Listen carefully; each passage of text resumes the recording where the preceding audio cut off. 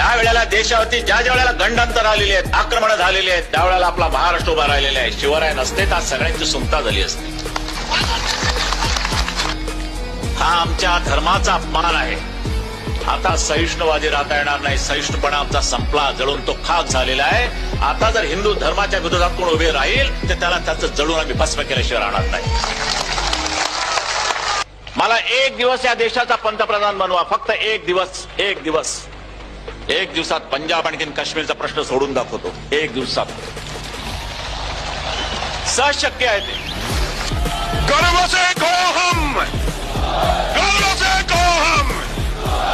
तुमच्याकडनं जर ही शांतता आणि सुव्यवस्था सांभाळली जाणार नसेल तर माझ्या प्रत्येक शिवसैनिकाच्या हातामध्ये मला स्टेनगन द्यावीच लागेल.